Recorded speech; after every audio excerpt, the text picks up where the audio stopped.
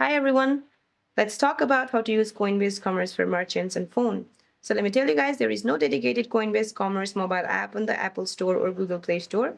To use the platform on your phone, you must manage it directly through your phone's internet browser. So what you can do is open your phone's web browser, such as Safari or Google Chrome. Unfortunately, I won't be able to show it to you guys because of my location issue. I'm not able to log into my Coinbase account.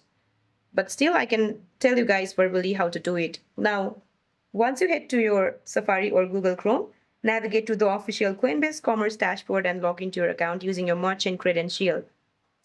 Now, create a product checkout link on mobile. Just tap the menu icon on the top corner of your mobile dashboard and select the Checkouts tab from the sidebar menu. Now tap the Create Checkout button and then choose your price structure. If you choose fixed price, input a static amount, for example, $25 for a product. And if you choose unspecified price, leave it open for donations, flexible invoices, or tips.